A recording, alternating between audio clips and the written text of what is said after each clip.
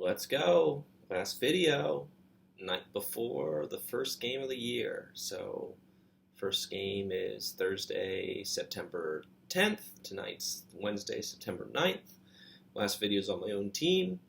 I don't know how much I'll be going into, say, like grading it and where I'd put it, but I will go into basically what I thought during the draft, what I think of the players I picked, and kind of why.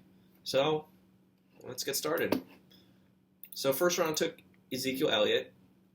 I really like Ezekiel Elliott. Again, that's why I took him. But I know everybody's high on Christian McCaffrey, and McCaffrey was amazing last year. But I think regression is real. Obviously, I've talked on touchdown regression. I don't think he's getting 19 touchdowns. And then on top of that, it's a whole new complete coaching staff, and I'm not really sure how the offense is going to look.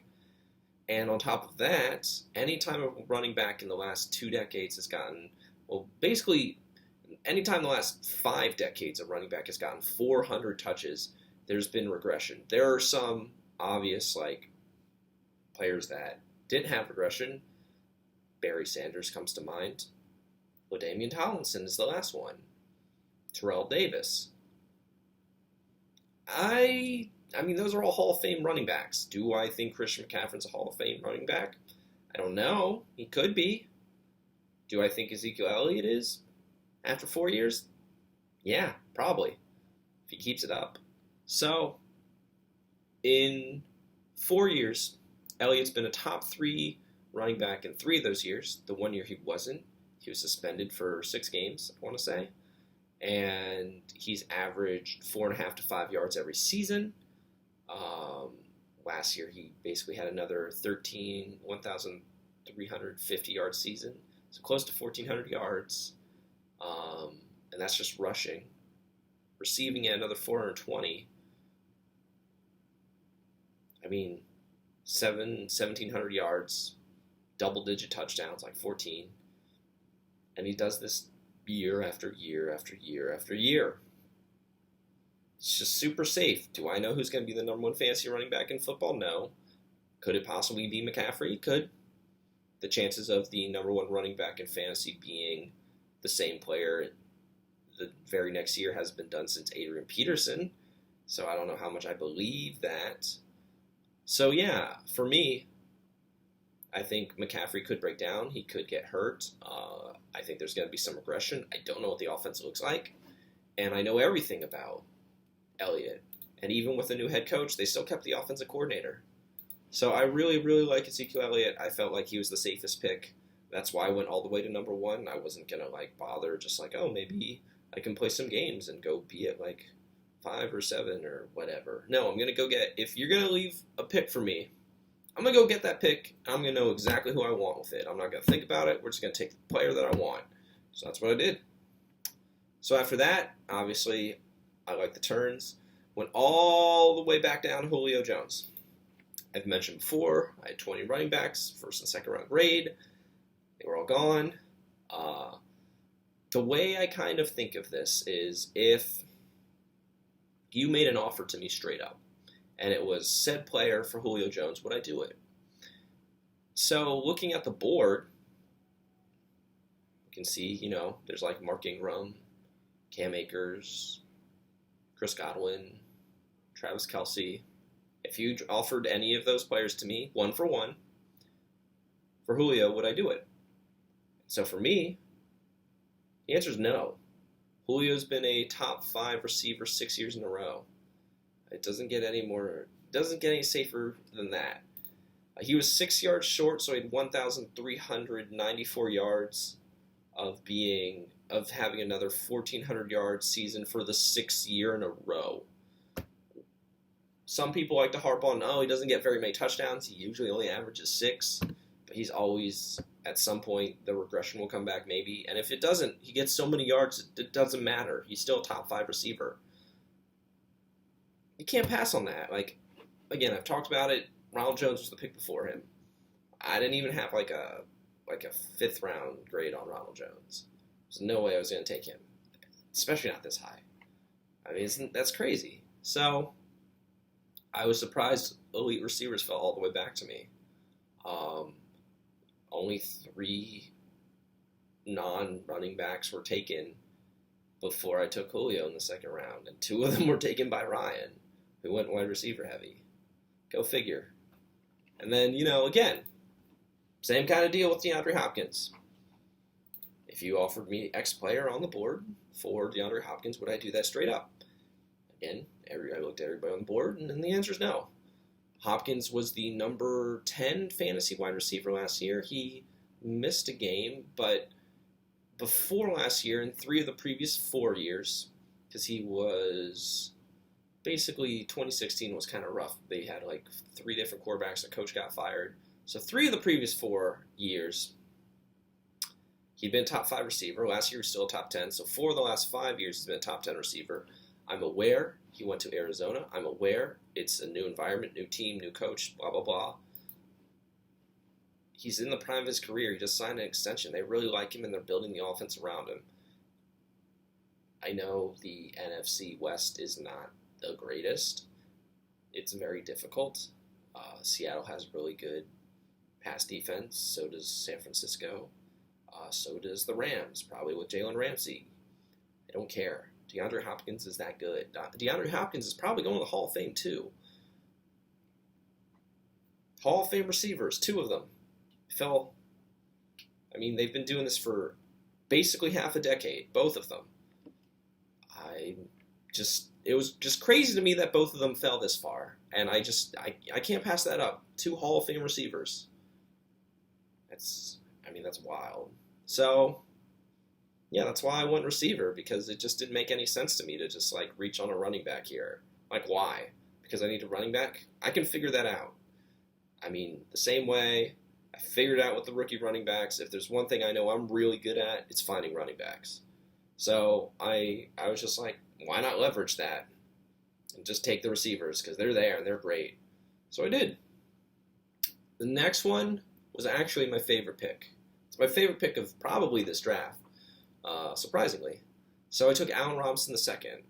Now some of you might go, why would you take Allen Robinson the second? Why is he your favorite pick?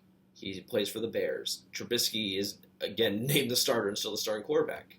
And I would say you're right. And I would say that Allen Robinson thrived under Blake Bortles.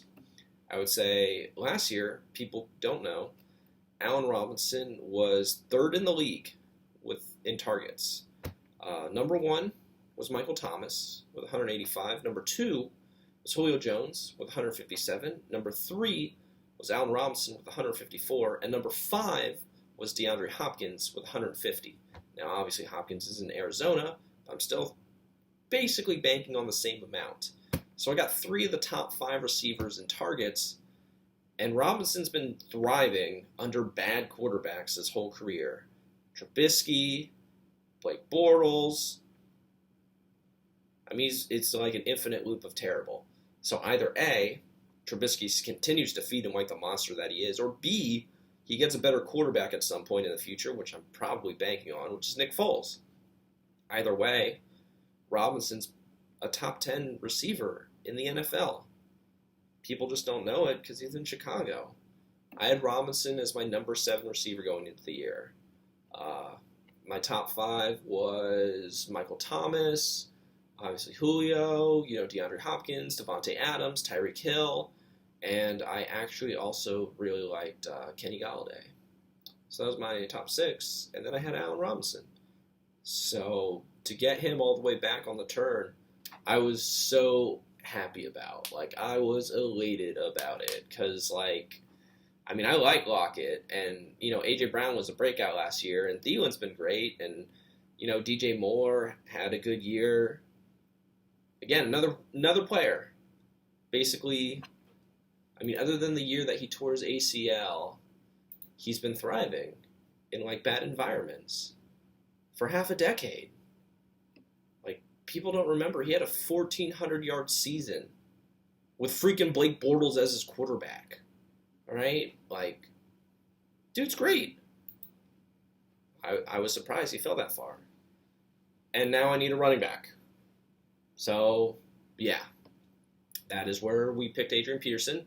I was hoping he'd be the starter in Washington. Everything seemed to be pointing to that. I still think he's a good player. I still think he can contribute. I think he needs a lot of volume in order to really be bankable, and I was hoping for that in Washington, especially because the guy who's now the guy, Antonio Gibson, only had 33 carries in college and is now the starting running back on an NFL team, which is just like wild to me. Usually you need a whole lot more touches in order to get the vision, in order to be able to understand how to read different blocking alignments, but hey, I guess not. So I don't regret it, mostly because I turned it into something anyway, but that's why I did it. I really like Adrian Peterson. I'll always have a soft spot for Adrian Peterson. I'm sad that he's not on my team, but what can you do?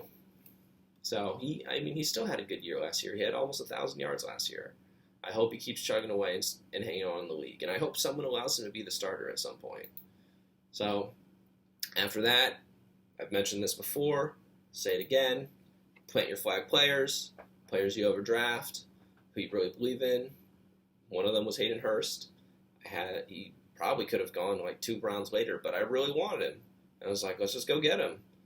Last year, Austin Hooper was the number 1 fantasy tight end for the first 13 weeks of the season before he got hurt.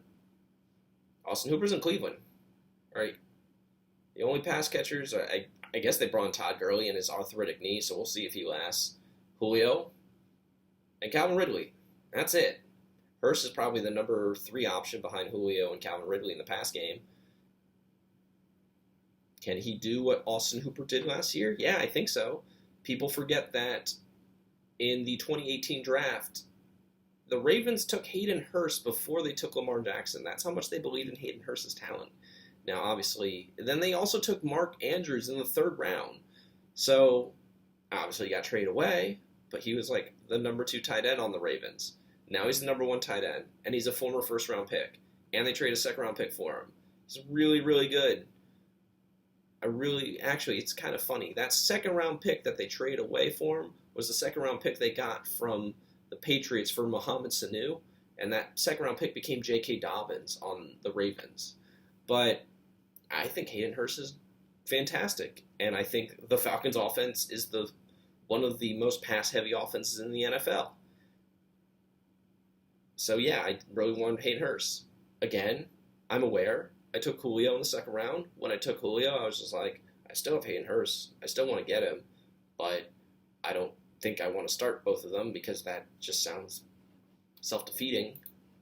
I don't like to double dip. I think you cannibalize your own points, and statistically that's proven to be true over the years. I guess there are anomalies and there are outliers, to be fair. If you ran like the late Colts offense with Reggie Wayne and Marvin Harrison in the late 90s, early 2000s, yeah, you could do that, but how often are you going to be able to do that? So I don't do that. So I was like, I gotta get a tight end because I can't start Hurst with Julio, or at least I don't want to start Hurst with Julio. So looked at the board. What do I like? Darren Waller's good. Darren Waller had 90 receptions last year, 1,100 yards. He only had 3 touchdowns, and I think he'll have more. Now, obviously, they brought in Henry Ruggs III with their 1st-round pick, super fast. Brian Edwards is now their other starting receiver, another rookie. They're talking about getting Josh Jacobs more involved, but still, I think Waller's the number 1 pass catcher on this team. And even if his receptions go down, I think his efficiency will stay up. So I don't know if he'll have another 100-yard season, but I could see like 950, 1,000 yards, and I think he's due for touchdown regression, and that'll go up too. So I'm very pleased with getting Waller. He's a top 5 tight end too, and to get him in the 7th round was really great for me. So after that, I'm surprised Sonny Michel ended up falling to me. I did a little research before this. So Sonny Michel had 912 yards rushing and 94 yards receiving last year. Sonny Michel had more yards last year than Ronald Jones. And Ronald Jones, who went in the 2nd round, Ronald Jones. And Michel fell all the way to me in the 8th round? This is the 8th round now? All the way on the back end? Yeah, so more yards, same amount of touchdowns, 7. as Ronald Jones, and I got him in the 8th round because people are just like, oh, he's always banged up and he's not involved with pass catching. I mean, it's true. He doesn't pass catch. It's true. He is always banged up. It's true they have Damian Harris, who's currently on IR, but will probably come back, and he looked really good in camp, and people are talking about him. It's true they want to ease Sonny Michel into the offense. All of those things are true. It's also true he was a second-round pick last year. It's also true he's a pinball, and he could lead the league in touchdowns one year, kind of like what Garrett Blount did one year. And they're going to be going run-heavy with Cam Newton. So I was more than happy to scoop up Sonny Michel. I mean, it's always playing roulette with the Patriots running back, so you don't usually like to do it. That's why James White fell to the 6th round, despite being a top 20 running back last year. But where there's value, there's value. The guy who was drafted before Michel was Keyshawn Vaughn, who's the 4th string running back on the Bucs. I got a starter. Come on. After that, I think this is the pick I probably regret. I took Duke Johnson in the 9th round, 4 picks before Antonio Gibson was taken. Did I know Antonio Gibson was going to be a starter? No. Did I like Antonio Gibson? Yeah. I had him as a sleeper. I was hoping to get him in the 10th round, actually. But I looked at it, and I really like Duke Johnson. I've always liked his talent. I think he's gotten kind of screwed because Bill O'Brien's the head coach, and Bill O'Brien's never given him the starting job now. This is 2 years straight. He's better than Carlos Hyde. He's better than the brittle David Johnson, but Bill O'Brien just refuses to give him the starting running back role, and I don't know why. Duke Johnson has always been super efficient. He's a really good pass catcher. He's a good pass blocker. He doesn't run up the middle as well as some running backs in the NFL, but he does all the little things right. And he's pretty quick, too. So, I've always liked his talent. I think he'll finally possibly get an opportunity this year because I think David Johnson will get hurt at some point. And that's why I took him. But looking back, I mean, it kind of sucks now because Antonio Gibson's a starter, and Antonio Gibson's probably going in like the 5th round if we know what we know today. So, what are you going to do? Took Duke Johnson. I wish I took Antonio Gibson, but it's okay because I still believe in Duke Johnson's talent, and hopefully this is the year he actually gets to become a starter. I mean, I'm tired. It's crazy to me. I'm tired of waiting on him to become a starter, but he really is that good. He's a top 32 running back in the NFL, and no one lets him be a starter. It's just, I don't know why. So around 10, I want Buda Baker. I've mentioned this to Sarah. She sniped it from me. I believe in getting elite safeties, guys. I don't want your elite linebackers. I can find a linebacker. Corey Littleton, free agency. Darius Leonard, free agency. The years they broke out, they were free agents. You can find a linebacker. Elite safeties are hard, really hard. Buda Baker's really good, but he was gone. So I took someone who I thought could be the number 1 defensive lineman in our league, which is Khalil Mack. Was Khalil Mack great last year? I mean, he wasn't great. He only had 9 sacks and 47 touches, or tackles. But it's Khalil Mack, man. He's going to the Hall of Fame. He's fantastic. So then we took Cam in round 11. Cam might have an MVP season this year. Cam is really, really good, guys. I understand he's coming off an injury. I understand he's in a new place. But he's replacing Tom Brady for Bill Belichick. He's playing on a prove-it deal for like $1.5 million guaranteed. That's nothing. So, even if he does just a typical Cam year like he did in Carolina, which is like 3,300 yards and like 24 passing touchdowns and like, say like six touchdowns and 500 yards rushing, 500 to like 600 yards rushing. It's like a top 5 fantasy player because of the rushing. He's a top 5 fantasy quarterback. Getting him in the 11th round. Because why? We got to take Carson Wentz. Okay. Tom Brady? Sure. I mean, I like Kyler Murray, but I've seen Cam Newton do it. I've seen Cam Newton be an MVP. I've seen him be a top number 1 fantasy quarterback. It was a long time ago he was the number 1 fantasy quarterback, but I've seen him do it. It's just a matter of him staying healthy. Do I know if he can stay healthy the whole time? No. But when he is, I'm going to play him because he's great. Now, I'm aware I traded him. We will go into that at the end. But yeah, no, I think Cam's great. I think he's possibly going to have a comeback player of the year season this year. Do I think he's going to be MVP? Probably not. I mean, there's a lot of really good players. Mahomes is great. But Cam Newton is great too.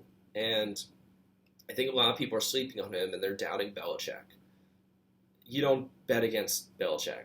That's a bad idea. So I really, really like Cam Newton. I'm sad to trade him away, but again, he was like Hayden Hurst. He was someone I was targeting, but I knew at quarterback I could just wait, and so I did. And I'm happy everyone waited on quarterbacks and no one overdrafted this year. I'm very pleased about that. Very good job. Pat yourself on the back. So after that, grabbed Demario Davis. Like him. Probably get 100 tackles for the Saints, especially in the high-powered, NFC South offenses. 13th round, I took Bryce Love. I know Antonio Gibson's the starter, but I've always liked Bryce Love. This is going back. So 3 years ago, I mean, it might be even like 4 now because, let's see, so last year was drafted in April, so 2019, and then he tore his ACL in 28. Yeah, 3 years ago. So 2017, so a long time ago. 2017, he had a 2,000-yard season at Stanford. He was a Heisman finalist, and he said, I want to come back to school for my senior year. I mean, that's commendable. That's great. I know all you people who say, go get your education. That's wonderful. You're all wrong. It's a terrible idea. Why is that a terrible idea? He came back for his senior season. He wants to compete for a national championship. Wants to get a Heisman. Blows out his knee. Drops in the 4th round. Costs himself probably, I don't know, $7-8 million because he had a first-round grade if he had gone out the year before, and then had to spend the entire last season rehabbing that same knee that he blew out. But yeah, go get that education. Go get that. I mean, it's Stanford, so go get that $100,000 education. And cost yourself like $8 million. Good job. Well done. So, not sure about his head. Sorry. I mean, go take online class or something. I am not... Millions of dollars. No. I don't care. The education can wait. Go get the money. You're a running back. Your career's going to probably be over by 30. So... I've always thought he was really great. I remember that Heisman year. I remember that 2,000-yard year. He was fantastic. But it's been a long time since we've seen that kind of burst from him. A long time. Do I know if he still got in there? I don't know. But he is someone that I think could be something. And I know they took Antonio Gibson and they're moving on, but they kept him on the roster. Otherwise, they would have kept Peterson. Because they still have the belief that he can turn into something. And I do too, personally. I'm rooting for him. I'm happy he got his education. I hope that he gets healthy. But, yeah, take a dice roll on someone who's really talented that you remember. That's Bryce Love. So I took Shaq Thompson next. I think he'll replace Luke Kuechly, probably get 100 tackles. Easy. Because Kuechly was killing it, and that defense is not good. Round 15, I took N'Keal Harry. So first round pick last year for the Patriots. Did not look very good. He only had 12 receptions on the season. He was pretty bad. So why did I take him? Well, someone other than Julian Edelman has to catch the ball. They've now cut Mohamed Sanu. Can you name who the other receiver is on the Patriots offense? I mean, I can. It's Chris Hogan, but it's still hard. They drafted N'Keal Harry because he does one thing and one thing well. He does 50-50 jump ball catches really well. His head coach was, again, Herm Edwards, Arizona State, former Bucs defensive coordinator, former NFL head coach. He has Marvin Lewis on his staff, former Bengals head coach, is down at Arizona State now. But N'Keal Harry is a really, really good jump ball wide receiver. What does that mean? Well, Cam Newton had Kelvin Benjamin and Devin Funchess, tall, lanky, jump ball receivers. Someone has to catch the ball in New England, even if they are pass heavy. Do I think it's going to be the slot receiver Julian Edelman? I don't know. But, I mean, it's round 15, and he's the number one receiver on a team. Dice roll. Upside. See where it is. They used a first-round pick on him, just like Sonny Michel. You use a first-round pick on him. There's talent. It's just a matter of can he fit the role? Did he learn the offense? Does he know what to do? Patriots' offense is really complicated, but still. I took Taysom Hill in round 16. I have since cut him. I took Keanu Neal in round 17 as my safety. I've since cut him. I took Dan Bailey, the kicker, in round 18. I've since cut him. So I guess we'll go into what's been going on with my team since then. So yeah, I do still need a kicker. I will pick one up at some point. I need a safety. I will pick one up at some point. I traded Adrian Peterson, who I like, but he signed with Detroit. And Detroit has Kerryon Johnson and Deandre Swift and Bo Scarborough. Scarborough's injured, so I don't worry too much about him. Kerryon will get injured, so I'm not too worried about him. Deandre Swift's really good. I know that's why. Justin took Deandre Swift in the third round. It's just going to take a while for him to really get going, and unfortunately, I think Patricia's trying to, I don't want to say justify what he's doing, but try and get his guys into Detroit, and I really don't trust him to be able to do the right thing. So I don't love Swift, but I think in the second half of the season, he's really going to turn on. More Devin Singletary than Miles Sanders last year, but he's really, again, I think he's the most talented back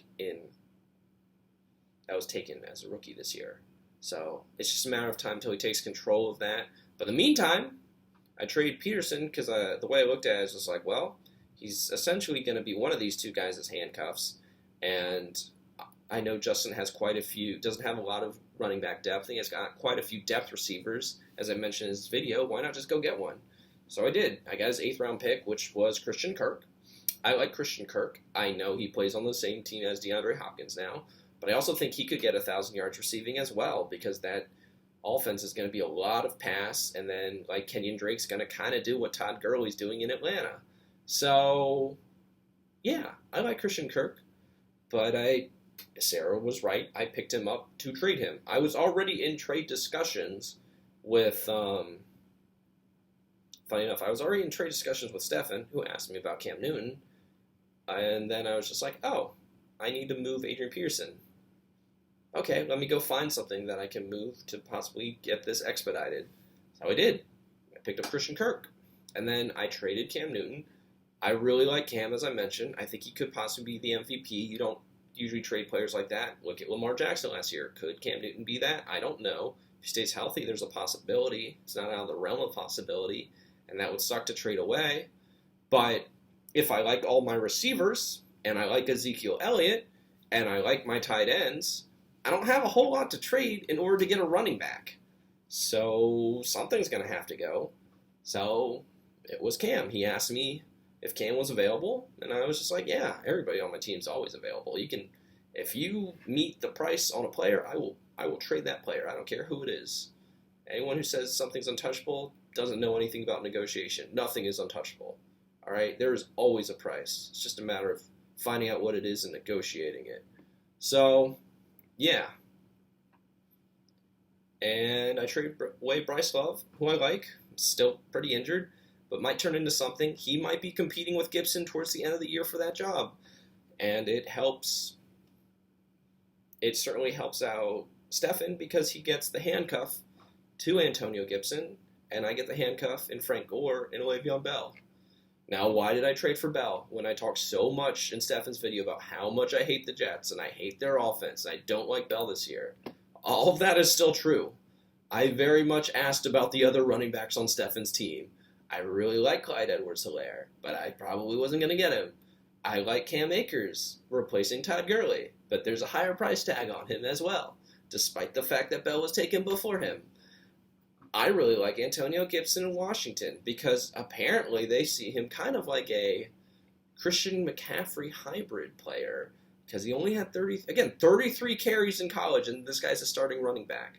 But they have Scott Turner, Norv Turner's son, who was the offensive coordinator last year with Christian McCaffrey, is now the offensive coordinator in Washington.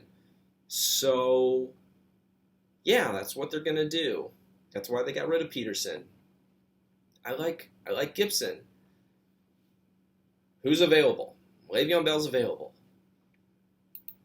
I think Sonny Michel will have another probably 900-yard rushing season and maybe like 100 yards receiving again for another 1,000-yard season, but that's not great, and he's going to be nicked up, and I'm going to have to deal with like Rex Burkhead and probably Damian Harris and negative game script and Cam Newton taking away goal line touchdowns. Like, what's going to happen when I have a bye week for Sonny Michel and I have a bye week for Ezekiel Elliott? So I kind of want to figure that out. So I kind of had to go figure that out. And I traded for Le'Veon Bell. Was Le'Veon Bell again great last year? No. He didn't even get 800 yards on like 245 carries. That's a lot. It's a lot of carries. All right, you should be getting like 400 to 500 more yards on that many carries. All right, that's a lot of carries. And that's a really, like, he had the lowest rushing average yards per carry in his career, 3.2. But I chalk that up more to the coach, who's bad. The offensive line is bad. The quarterback's bad. So, what am I hoping for? Well, they drafted a left tackle in the first round. They spent some money, not a lot, but some money, a decent amount, on fixing up the offensive line. I don't think they fixed it per se. I think they more or less kind of tried to plug up holes than they got anyone elite. They're mostly average guys, but it's good. They're good players. I still think Sam Darnold's no good. I still think Adam Gase is one of the worst coaches in the NFL. But I'm hopeful that either Gase gets fired, possibly, or if the team goes south and Bell becomes a malcontent, that he gets traded. If he got traded, depending on where he went, he could be a top 5 fantasy back. Am I going to count on that? No. For now, I think Bell's probably like the 25th fantasy running back, and that's not great. But, I mean, if you told me going in the draft, I get to trade a 5th-round pick, a 11th-round pick, and a 13th-round pick for a 2nd-round pick, I would probably do that. Do I love the 2nd-round pick? No. Beggars can't be choosers. I could use a running back. Adrian Peterson's gone. I don't have any other starters. I mean, I would be starting Duke Johnson at some point. Might as well go get a running back who I believe in the talent. I just think the environment is bad. We'll have to see how it goes. Obviously, I need to replace Newton. For now, I've picked up Gardner Minshew. Do I believe in Gardner Minshew? Not really. I might go pick up Tyrod Taylor, who I like his rushing ability. Phillip Rivers is behind the best offensive line in his entire career. But Minshew, through the first 8 weeks last year, was the number 8 fantasy quarterback. He's really good if he gets some time. He's on a team that's really bad, and he's the only thing there. So I'm hopeful that Minshew can pull it together and really be average. And that's all I need. I can figure out quarterback. If he's not, I'll go get like a Jared Goff or something. So, excuse me while I reach over and like get this poor beetle off here. Sorry, buddy. Gotta sweep you away. But I will get him in a moment. But yeah, I like Minshew, and I don't know if he's going to be the quarterback next year. I think they're tanking, and they're probably going for Trevor Lawrence. But for now, he's the only thing to keep that team respectable, and they're going to fall behind a lot because that defense is probably the worst in the league, and I feel bad for him. But he was great last year. I mean, 21 touchdowns, 4 interceptions in 14 starts. That's really good ratio. So I think if you give him all 16 games, he can push close to 4,000 yards, and hopefully he gets a few more touchdowns and gets a little bit better. So that's why I picked up Minshew. But we'll see. If not, I can go pick up someone else. But yeah, that's my team. If I had to grade my team, I mean, honestly, I think I'm biased. I know I'm biased. But, like, player for player, going by my team, I like my team better than over half the league because I can fill everything now except for basically quarterback with Minshew. But I think I beat most teams on everything else, like flex, Allen Robinson, both my starting wide receivers, Julio and Deandre Hopkins. I think I have the best wide receiver core. I think I have a pretty good now, like probably maybe above average, average to above average running back core just because I got Elliott. And even though I don't like Bell, he's still probably a top 25, top 30 running back. So to have that as my number 2 running back is pretty good. And then I have Sonny Michel, who's probably a top 30 running back too, and yet people are just sleeping on him. So I will figure out the quarterback stuff, but everything else I really like about my team, guys. Yeah, I don't really know how to grade it. I don't want to be biased. I don't know where I put myself, but I think my team's really good. And now that I have Bell, hopefully I can figure out running back. I will figure out the quarterback. I'm not too concerned about that. So yeah, that's what I thought. That's behind what I'm thinking. I took target-heavy wide receivers. I took the running back who I thought was safest at first. I took a quarterback who I thought could be an MVP.